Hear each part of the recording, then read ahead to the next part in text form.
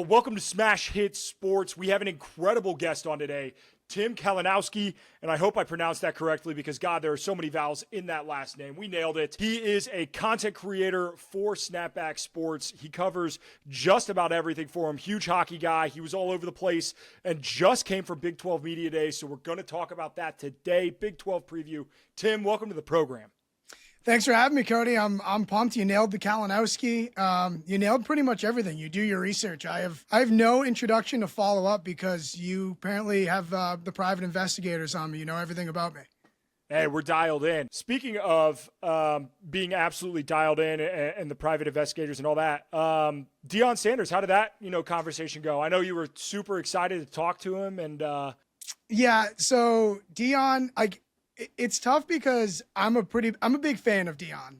And I don't have to say I'm a journalist. I'm not. This is the line we get to toe with being in the content game. But I'm a fan of his. I went to Colorado this year to go to a game. My dad, I was born in Colorado. My dad lived there for a while, so he's all in on Coach Prime. And we had a scheduled slot with him for 12:45 on Wednesday. I know a bunch of other people that had times with him, and he no-showed all of the little guys. He did the big podium talk, took the 7 questions, whatever. He did ESPN, and he was out. Nothing before, nothing after. So that was tough. And I know the health thing is, a factor maybe, but just let people know. Just let people know ahead of time. Again, for a guy who preaches professionalism, and he was saying about his players, hey, you're getting paid now. I'm going to treat you guys like pros. I'm going to hold you to a standard, act professional. It just wasn't very professional. Just pretty much show up a bunch of people who were under the assumption they had time with you. And again, I'm a fan of his. So it was more of a disappointment. Damn, that would have been a big fish to have on Snapback's resume, on my resume, and no go. So God, I brought my Prime sunglasses and everything. We were going to play trivia with them. I was going to throw them on. I guess I sound like a little whiny nerd over here, but I promise it was out of just maybe don't meet your heroes kind of thing. Hey, look, it looks like you guys had a hell of a time at the Big 12 Media Days. I've watched all of the trivia content because God knows I'm a slut for that kind of stuff. And there were some incredible clips that I got from that. But who was your favorite person to talk through the trivia with? Because it looked like a blast. Yeah, the headliner for us, Jordan Tyson, wide receiver, Arizona State. He's going to have a big year. He's, on a lot of preseason, all conference, all American type lists. And he was just the thing about the trivia that I like that we do is, look, I would love to be a big J going there, working on my column, getting, the big coaches to ask me about, this and that. We're in a spot where that's not that's not where people go to me for. It's not where people go to Snapback for. So we had to find a different avenue, and trivia was kind of that avenue to be able to still get top tier guests, but also not be not ask the questions that you're probably just going to get coach speak answers to. But Tyson he played twice. He wanted to beat Levitt. He wanted to beat Dillingham. He wanted to beat other guys. And he basically held up the team PJ going back to Arizona to play one more game with us. And the overall conclusion is just, there's so many guys that have awesome personalities that just aren't necessarily shown. Maybe they'll get their NIL deals with, I don't know, Raising Cane's, whoever. And it's hey, I'm Jordan Tyson, try this sandwich, but it's not really their personality. It's not unlocking their true potential. And so a shout out to a lot of those kind of guys. Yeah. And I think that's what kind of separates that type of content apart is it's so much, it brings out the competitiveness in these high level athletes that it's cool to see it outside of just on the football field because that's what they're known for. But yeah, you get to bring it out of them. And I think it's really, really cool. What's the vibe around the Big 12 right now? Because I was expecting there to be a team that took a step forward, to be, whether it was TCU coming off of a national championship appearance, or everybody keeps saying, it's Mike Gundy's time. And then, well, we saw what Oklahoma State was last year. Who's the face of the Big 12 right now? It's probably Arizona State, just because of the run that they had last year. But I'm pretty much in agreement with you. I know that we potentially could do some tier talk here, which honestly I think there's just 2 tiers in this conference. There's a group that can win the conference, and there's a group that like probably can't, or would need a lot of things to go their way. Arizona State is probably that face just because of the reputation from last year. You know, like they do return Levitt again, Jordan Tyson, Dillingham. So but still, there's a lot of people that, including myself, who, not that we don't believe it, but it's just like, okay, now show me again. Like, you might have caught everyone off guard last year a little bit. Now do it again. And I don't think, it's not that people aren't taking them seriously, but it's just kind of like, okay, well, show me again. This isn't Georgia. This isn't Alabama. Like, they don't quite have that pedigree. So there's a lot of teams in that boat, I feel like. Yeah, I think it's kind of the Indiana effect, right? Like, you see that logo and you just assume it's like, great season. They made a bowl game. This wasn't that at all. They had an incredible season. They made a playoff run. And now it's, can you continue to do that? Because everybody sees the flash in the pan, but you got to continue that excellence. Let's do a little tier talk. We'll share the screen here. So this is a great time to note, if you're listening to the audio version of this podcast, you should absolutely watch on YouTube. Get the, get the visuals as well. I made 4 tiers, Tim, and I know you wanted to split it into 2, but I did contenders, lurking, so they're close and on the cusp, teams that can cause just absolute chaos, because that's what the Big 12 is. In my mind, I think they're the most chaotic conference, and it's why I love it. And then ass. And that seems pretty self-explanatory. So, Tim, where do we want to start here? Let's start with contenders. I don't know how many you want to throw in this list, but I have 1, 2, 3, 4, 5. Let's call it 4 in the contenders. And that would be, for me, that's Baylor, Utah, Iowa State, Arizona State. Okay, I love the picks here. Baylor is very, very slept on. I think they have the 6th best odds to win the conference. And to me, I don't think people are putting enough credit into what Sawyer Robinson and that offense has done towards the end of the season. They were cooking. Dave Aranda was on the hot seat headed into last year, and they rattled off those games at the end of the season, ended with, I believe, a 9-3 record. They had a great year. Baylor, I'm all in on. Arizona State, I agree. When you bring back a talent like Levitt, you bring back Jordan Tyson. I understand that people are going to be worried about Cam Scatterbo leaving, but they brought in the running back from Army, who's going to have an incredible season for them.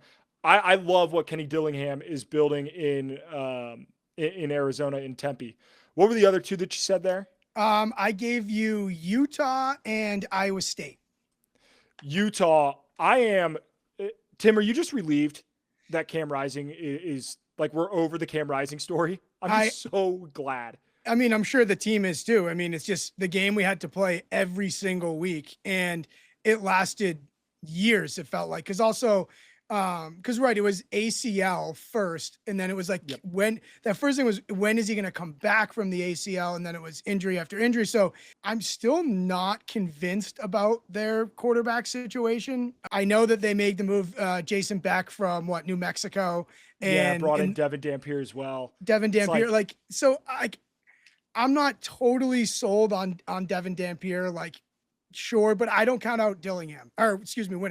That's kind of where I go with that. I think, and memory serves me correctly, I think this is the first time in almost a decade that Utah has not made a bowl game under Winningham. I mean, there's a reason that he's one of the longest tenured head coaches in college football. He's taken Utah from the Mountain West to the Pac-12 to the Big 12 now.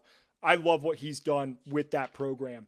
So there are a couple teams that I'm surprised you don't have in the, contender list, because based on their win total, they're kind of up around there. Kansas State, 8.5 win totals, tied for the most in the conference. You don't have them in that contender tier? Avery Johnson, man. I mean, I was fooled last year. I bet him to win the Heisman. I don't think he was good enough by any stretch. The running ability is there, lights out runner. The passing, the obvious passing situations, he has to take a step. That's just how I feel. I feel maybe it's that saltiness, that bitterness from, I felt like I was one of those people scorned. I was one of those people that just hopped on the, how many popular videos, how trendy of a pick he was as a, don't look out for Avery Johnson, look out for Avery Johnson. And I also love the narrative, he was the better he's better than Will Howard. There's a reason Will Howard's gone. It's because Avery Johnson's better. And I just thought Avery Johnson was limited It was take off and go when they needed a big play, and I don't know how often you can do that. So I want to argue for Kansas State here because I do think that their running game is excellent. They're bringing back a vast majority of their offensive line. Avery Johnson's great. Dylan Edwards, I am very, very excited to watch take over this offense as the running back. I want to put them in the contender tier. I have no problem. I was actually going to give you 6 teams originally in the contending tier, and then that's, again, I have 2 tiers. So I have no problem. So there's another team here that I want to argue, and I'll admit that I'm biased. He's I think the second player to follow me on Instagram since I started doing this whole content deal, and it's Baron Morton. I love what he's doing. I think he can absolutely sling the rock. The question I have with Texas Tech is, can the transfers mesh in the way that they need to? Because their schedule sets out well for them. They got an easy schedule, but can it all blend together? Well, Cody, they're my pick to win the Big 12. So I have no problem. Okay. I have no problem. The thing with Texas Tech, I like Joey McGuire, but I love what their GM has said about building a roster, getting guys that fit. He was supposed to leave for Notre Dame, and as a Notre Dame fan, I was kind of butthurt that he didn't come join Marcus Freeman, but I think they're doing a hell of a job. I love what I'm seeing from Texas Tech this year. I believe they're what, plus 800-ish to win the Big 12. I think that's I got them 650. Value. I think 650 plus 650. Was the best, I would take anything plus 600. I would throw money on it for sure. Boatload of money. They got that. Yeah. They threw that Texas oil money, and we're also going there this year. So maybe a little bias on my part, but look, they're my pick to win the conference. I was hoping to play a little rope-a-dope with you there, and we threw him in. I was going to throw him in lurking and then go bam, but secret's out. I'm just too sharp. Is Lubbock? Have you been to Lubbock before? No. I feel like it gets so disrespected. Out of all of the universities in the state of Texas, it's like, oh yeah, but it's in Lubbock. There's nothing there. Lubbock's like a town of 250,000 people. Like, why does Lubbock get shit on so bad? I just think that there's too many teams in Texas, and just someone's gonna wear it. Like that's. I mean, I'm pumped. The tortillas, all that sort of stuff. It was actually funny. I forget who we were talking to. It was one of their defensive studs that they just brought in the portal, and we were talking about Big 12 Media Days, and I said something like, "Yeah, have you ever slipped on one of the tortillas?" And he was like, "Yeah, well, I haven't played a game there yet." And I was like, "Oh yeah, cool, my bad. Forgot like half of you are transfers." Dude, I was doing my college football preview magazine. I'm just about finished up with it. But looking at last year's compared to this year's, the bar for like what is standard, like returning production, it's like barely over 50%. I think 50th percentile is 48% returning production, which is so low. Well, it's crazy. I got Phil Steele's magazine right here as we go through, and it's funny because he counts transfers with experience, basically returning players at this point. That's something funny. You read like the preview and it'll say, 9, like Texas Tech it says 10 returning players on offense, 10 returning starters. And then you read like one of the lines and it's like their entire wide receiver room is gone. Yeah. And then you're like, wait a minute, what? And it's like, however, they, a million guys with experience from, second team Mac, Terrence Carter, tight end. Like, it's just, I guess that's a starter. Yeah. It's such chaos. Let's move on to the lurking tier. There are a handful of teams hovering around that 6.5, 7.5 win total. Kansas, BYU, Colorado, Cincinnati. I'm going to be honest. I don't know how many teams are actually lurking or what can just cause chaos. Because I don't think there are that many teams that are close to this top 6. Let's actually let's work our way from the bottom now. Let's do ass and then what we have remaining. Okay. There isn't as much of a bottom in this conference as there is in like the Big Ten has Purdue. The SEC has Mississippi State. I don't think there's really a huge bottom. The lowest win total is 5.5 and it's shared with 5 teams, West Virginia, Houston, Oklahoma State, Arizona, and UCF. I'm not sure all of those teams are ass. They're really not. Everyone seems to be consensus West Virginia at the bottom. I'll tell you what, who could be in deep trouble. Actually could be the ass category. UCF. Yeah. When your head coach leaves for an offensive coordinator position, that's not a good sign. Like and not a good showing at media days, and a lot of it. That's just, I would say, the most uncertain team is UCF. So that's why I'm fine putting them there. Yeah, I agree. I love the Bounce House, though. An underrated venue. For underrated venue. And, look, national champions as well, of course. We can't go without saying. So West Virginia, do we want to put them in ass or do we want to put them in chaos? I mean, Rich Rod, I'll put them in chaos. They're going to upset someone. Yeah, they're due. How do you want to treat BYU? No Jake Retzlaff is terrifying. I don't know what to make of this team. Here's the thing. He wasn't that good to begin with. Ooh. He wasn't I like that. He was not that good to begin with. He just was he was a great story. He provided stability for sure. They should have been almost more of a shocking story than Indiana. They just kind of like ran out of gas or whatever. Like, but what was it? Was it the Kansas game? Or the Kansas State game? They were down like 21. The punt return. Yeah. Like stormed back in the second half, barely won that game. Like they had a number of those kind of games. The problem is I just don't know. They have nothing really like great behind him. So it's not necessarily the loss of him. It's that like now like who the hell is going to play quarterback? But on the other hand, Kalani Sitake, I don't want to bet against him either. He's like roll out of bed, 6 wins. They went 11-2 last year. That's still crazy. It's crazy. And the fact that they still didn't win they went 11-2, still didn't win the conference. Like it's nuts. It's nuts. I'm fine with chaos. All right, I'm in there as well. The quarterback position is chaos for them. I think part of having a nickname like BYU just sets you up to be just kind of propelled by the media, because it's a sick nickname. I mean, I'm trying to find his TD interception last year. I mean, he was 58% completion percentage, and that's not great. Can you find that? It was 2012. 20 TDs, 12 picks. Yep. Yeah, that's not 61.1 QBR. Like that's not incredible. Right. He wasn't like, this guy was not Trevor Lawrence. He just was stable, and their special teams. Again, I have a hard time when people say like, a team just keeps getting lucky, because like I believe in good college football mojo, but they did scrape by a couple of situations. Yeah, that's no doubt. Cincinnati, Tim. I'm not a huge Satterfield fan. I'll say it. No, I just don't. That hire did nothing for me, and I'm from the area.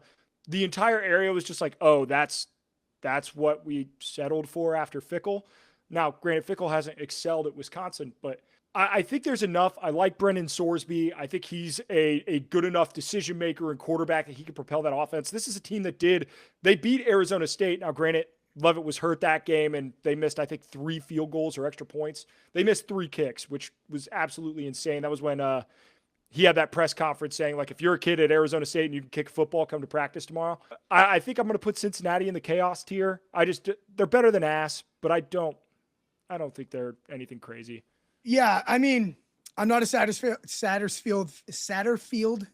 Say that 20 times. Say that quickly. I'm not a huge fan of his either, but you got to tip the cap. Last year, they were pesky, and they do return. I think they returned 15 starters. They have a good enough returning cast to, like, again, everyone in this conference code is like the hardest one to do. Yep. I don't think they'll win the conference, but they'll beat someone that stubs their toe, and we'll go, oh yeah, Sorsby went off. Like someone missed a 25-yard field goal, and welcome to college football. Yep. They play Nebraska week 1 in Kansas City. I think that's going to be a really, really interesting test for Nebraska, because I'm not sure how I feel about the Cornhuskers. Big time. And to circle back to Baylor, they start Auburn and SMU. So I mean, again, won't matter for the conference, but that's an interesting one. Yeah, that's it. They could start out 0-2 and still win that conference. They could also start out 2-0 with a full head of steam and really be a problem. Let's talk Colorado. Dion, this is going to be a completely different team without Travis Hunter, without Shedeur Sanders. And you bring in Caden Salter. Him bringing 2 quarterbacks to media days, I think was a very interesting decision, not knowing who he's going to start with. Obviously, Julian Lewis, an incredible prospect, but he's young. You bring in Salter, who had a ton of success at Liberty, who is notorious for playing just the most dog shit schedule in the FBS every year. I don't know how they get away with it. I don't know how I feel about Colorado. I think they lose a lot. I agree. Is it enough for ass? That's the question. That's the question. Because they lose some of that wide receiver room as well. Their entire team is built in the transfer portal. I don't know if you've seen the 2026 recruiting rankings, but Colorado is outside of he's in the 60s, like with group of 5 team. Salter, I think you said it with the Liberty schedule. I don't trust him either. I don't think he's that good. And Julian Lewis, I mean, true freshman. So put it in ass. Yeah, I'm with you. I'm glad we could say it. I didn't want to come off. I didn't want to be that guy and drop him into ass immediately. I think they have a potential to be very, very bad in year 3 for Dion. Put them in comma ass. Comma pause ass. All right, so let's talk TCU, because we are now far enough removed from that national championship run where we can take a look at it as like, man, a lot of one-score games, a little luck. But I do like Sonny Dykes is still a good coach. And granted, they didn't have an incredible season last year, but they weren't bad. Their quarterback, Hooker, he's pretty good. I think Josh TCU could Hoover. That's what it is. Hoover. Josh Hoover. Mine's in the gutter. I'm getting. No, I mean, I'm still thinking about that Coldplay concert. You know, it's crazy. No, it's another Sonny Dykes quarterback that just throws for a trillion yards. So do we want to put him in lurking? Because I feel like lurking is appropriate. Like they're solid. Yep, that's all right. That's the correct category. I also think their defense. You know, it's usually the Sonny Dykes offense show. Their defense should be improved this year. And of note, they open at North Carolina Labor Day Monday. Ooh, I will be there. That's going to be such an interesting game. North Carolina's schedule's so crazy. Like they play Labor Day Monday. Like they have some weird games in there. How about the symmetry of Dion's biggest, win, like the first win there in the first game at TCU. Now Bill Belichick, he hosts TCU. TCU keeps getting put in this tough spot. Hey, it's crazy. It's crazy, but I think they could pull it off. I believe there's 2 teams left, unless I'm missing one. We have Kansas and Houston. Correct. Oh, and Oklahoma State. So we have a couple teams yet. Oklahoma State might be ass. Oklahoma State might be ass. Normally I feel good about Mike Gundy after a down year where it's like, hey, it's Mike Gundy. He'll bounce back. My problem is I have no idea what they're going to do offensively. I have no idea who their quarterback is. Like nothing about that team. Zane Flores, it sounds like he could be. He's redshirted in 23, didn't play last year, out for the year with a leg injury. So yeah, who knows with that? I mean, Ollie Gordon, he's gone. And notably, week 2 at Oregon. Yeah, that's a tough out of conference slate. Brutal. You know who we were also missing? Arizona. I'm glad you brought him up.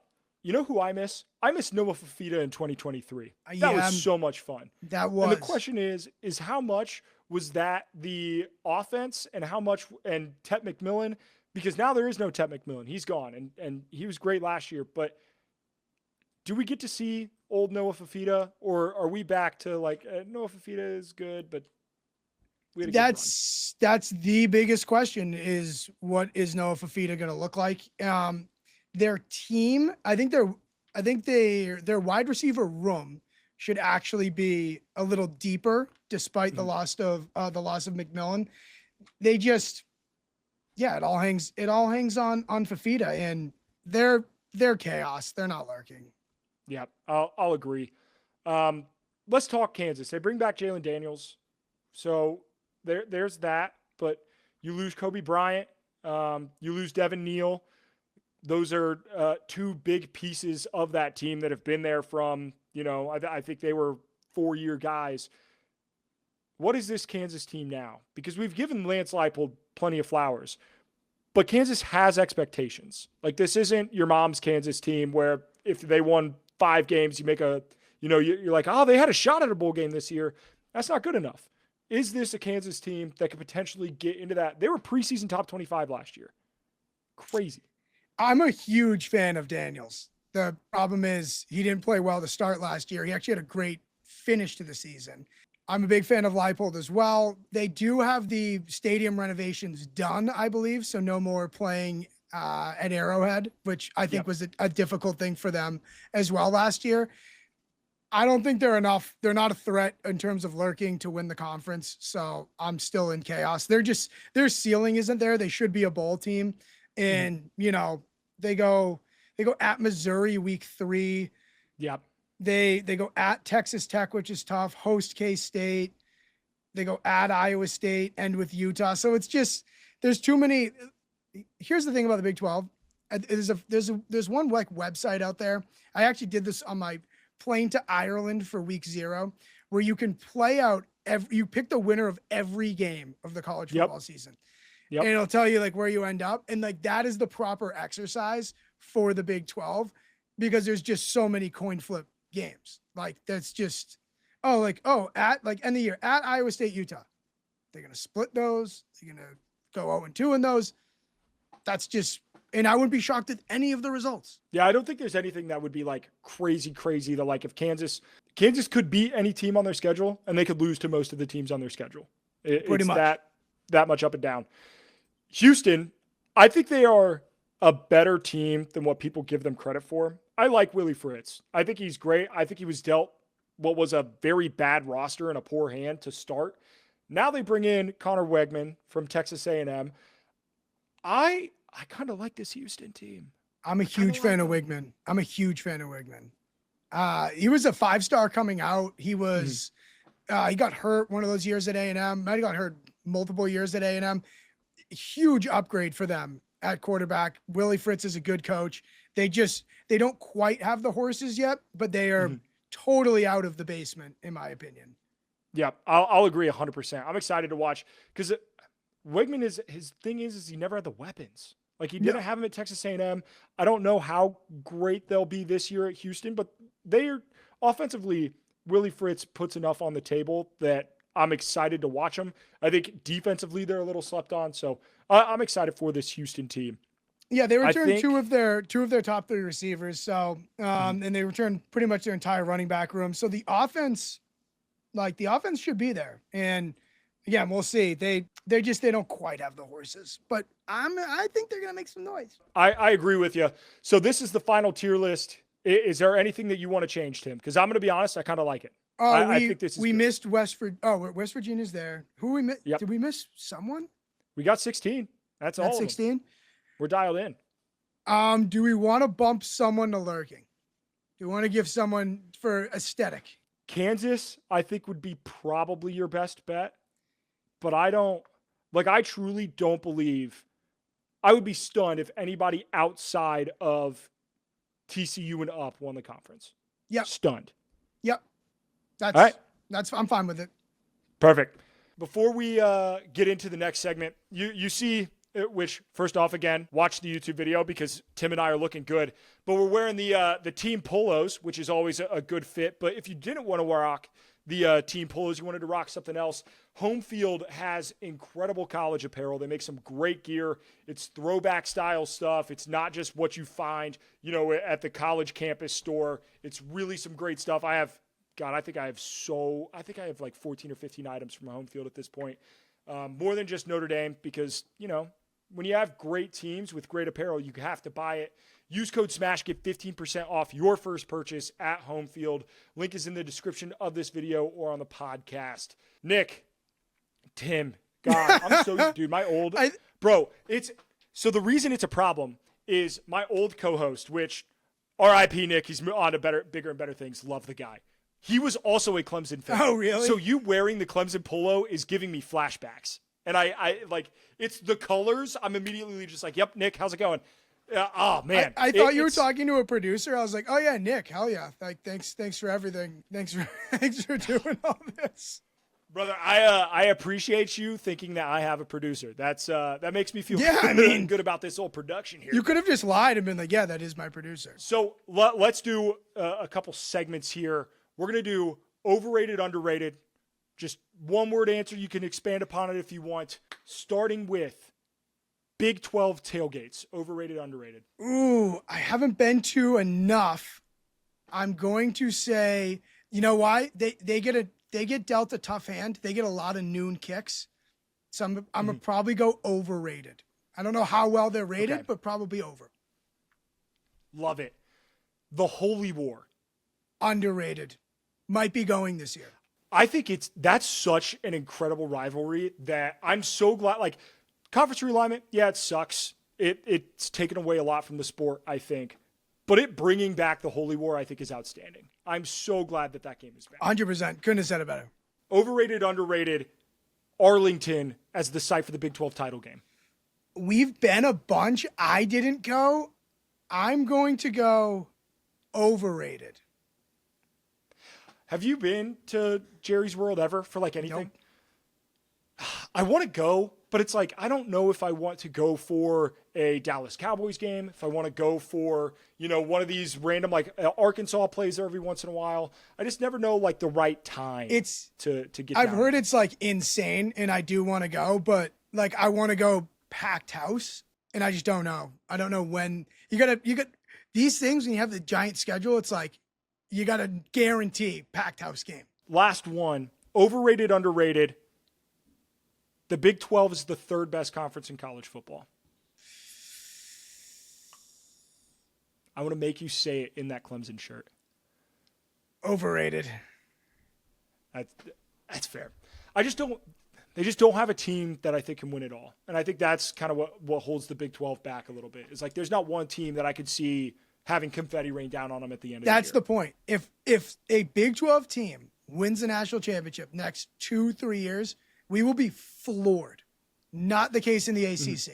Yep, I agree 100%. My national championship pick, I mean, it might give it away, but they come from the ACC. So there's not a lot to pick from there, and I think you're wearing their colors. A certain team is pretty loaded. Yeah, it's the problem, and not to make this Clemson talk, but we have to talk about it a little bit because you are a Clemson fan. Cade Klubnik, I think, everybody likes to watch 1 year of a college football quarterback, make a decision on that quarterback, and then never say anything about him ever again.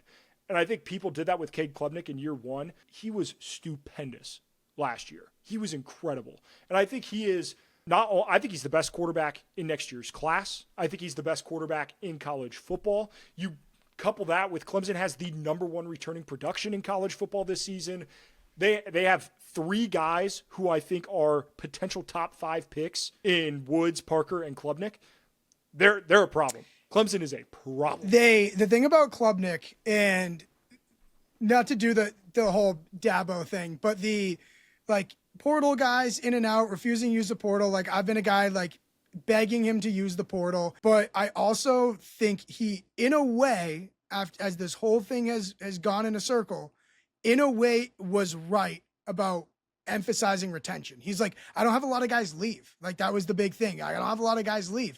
And now Klubnik to me is a guy that needed to play a lot. This is good for him to have another year, because when he first was given the job, I thought the game looked a little fast for him. Like he would hold on the ball a little too long. He would get confused, decision making. But now, like this is a guy that's like, oh yeah, he needed to be here for 3 years in the program, 4 years, whatever it is. Like, isn't that like what everyone says they want out of college football? And I don't watch anymore. It's a new team every year. Well, like, yeah, my team's the same every year. Like, for the better or worse, my team's the same.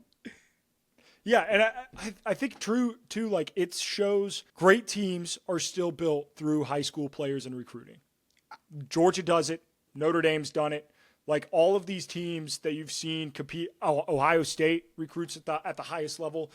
Teams that win and win a lot recruit. And I don't think college football has gotten away from that despite all the chaos of the transfer portal. Last Clemson question I got for you.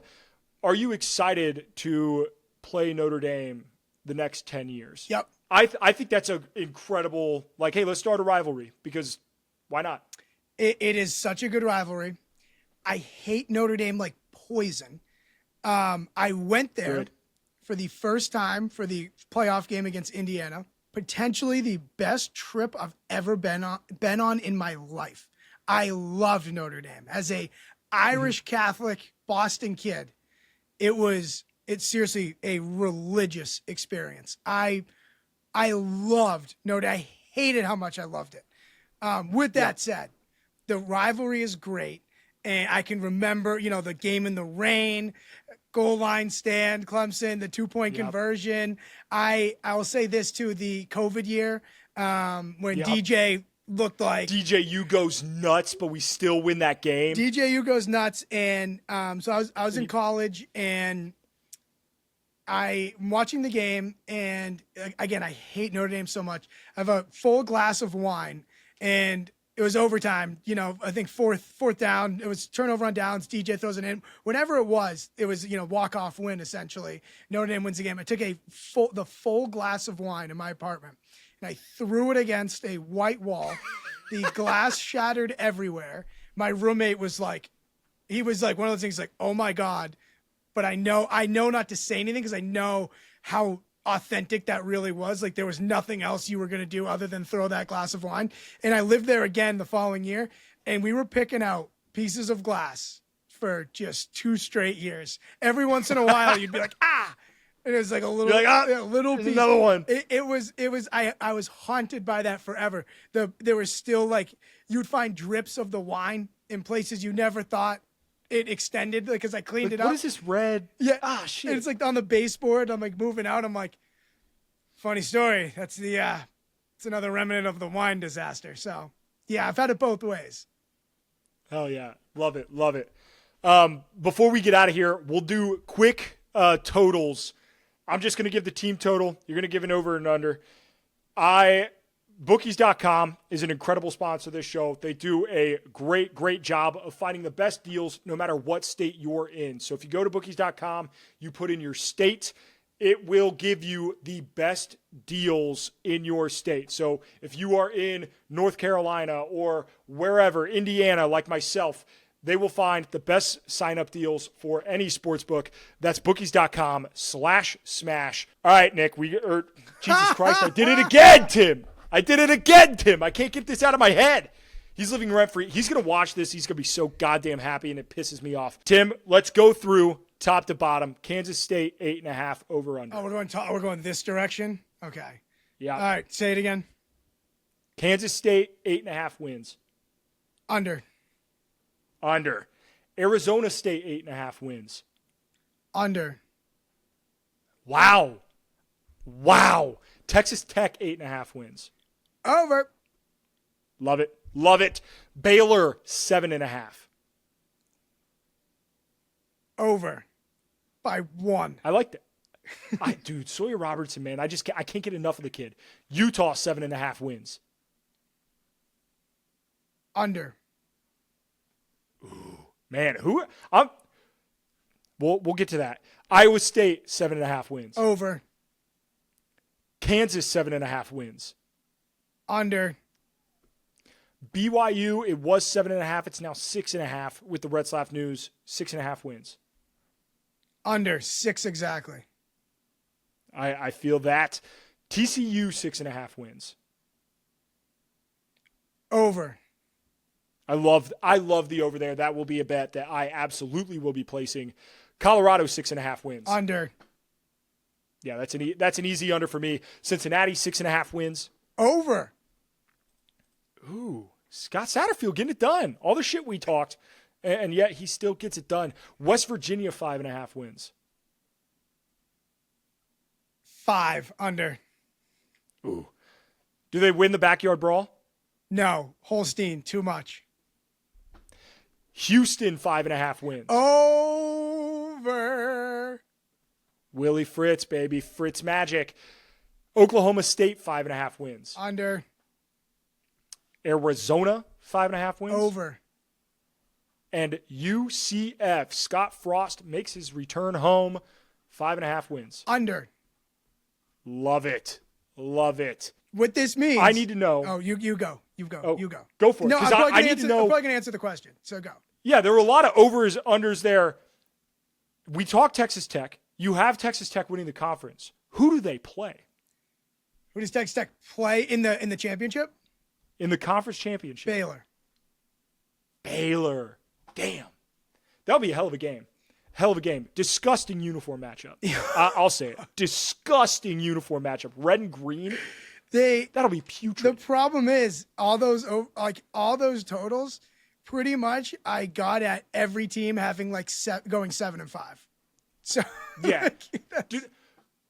The worst part is what's going to happen, and I know it's going to be like one team will separate themselves. They'll go 10-2, and then there will be 3 teams at 9-3, and it'll be some weird ass tiebreaker. Some team won a home game where they didn't, and that's going to be who decides who plays in the conference title game. Yeah, I mean, this is just you gotta lean unders right away, because they're these numbers tend to be juiced towards overs. People like to take overs, so especially in a conference like this, if you're gonna play that game, definitely want more unders. Yeah, I think that's a great shot too. And the other thing is every team thinks they're going to win their out of conference games. It's oh yeah, well the out of conference we'll win those. It's not every team goes undefeated in the out of conference, boys. Especially when you get some of these more difficult matchups like Baylor, playing SMU and Auburn in the out of conference. That'll be fun. Do you have a game of the year that you're looking forward to? Hey, whether it's on your snapback schedule, because I know you guys are going to a ton, do you have one there or just one that you are excited to sit down on the couch and watch? That is a very good question. The top of head is week 1. I'll be at Clemson LSU at Clemson, Real Death Valley. Mm-hmm. So that is that's one on my list that I'm really excited for. We might be doing Montana State, which is a giant bucket list one for me. That would be all time, the scenery around that game, the rivalry, the passion. That's incredible. I'm at the point now where we found through our content, number 1, that the best content has been places that truly people are I don't know what that's like. Kent State was our best performing video of the year. And I'm sitting here so we're going to do we're going to do a whole, so then wild. Jack's oh, get ready to learn Maction, Tim. So but also in the same vein, there are so many premier matchups. I've seen a lot of great college football, whatever. So to me, I want to check off those other ones that are those kind of diamond in the rough type of games. What is your game of the year? Maybe as I look here.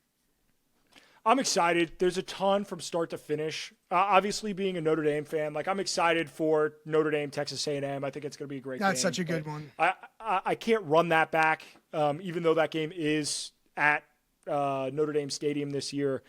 I think there are some games that just get me juiced to no end.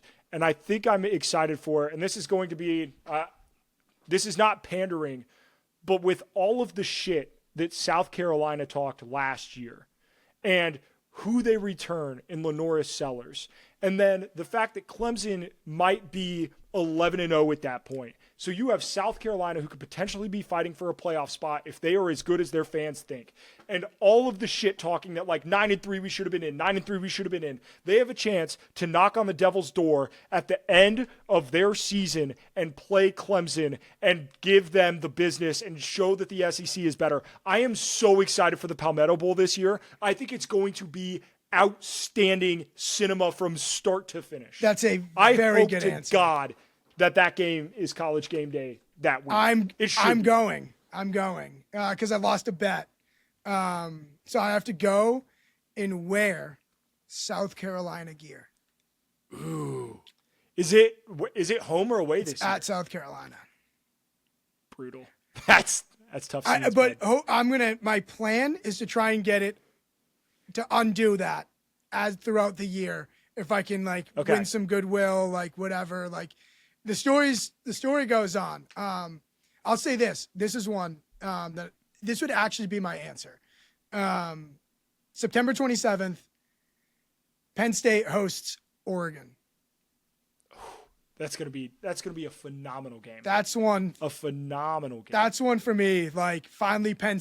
I think they are gonna return that to a night kick, like if I'm not mistaken. Mm-hmm. So like finally another whiteout where it's back to being a big time game. A whiteout where they don't play like Iowa, and you're like, oh wow, what a whiteout, Penn State. Thanks. Yeah, that's glad we used it on that. Yeah, exactly. Blame Fox. So love it. Tim, I appreciate you coming on, brother. Your content is electric. Make sure you go check it out. All of Tim's stuff, Instagram, YouTube, TikTok, Snapback Sports. He also has his own social media, the 90 Days of Summer. We are in the thick of it. Go check that out. All of it will be linked in the description. Tim, thanks again, man. I really appreciate it, and we will see you guys in the next one. Cody, you're a real one. Appreciate it.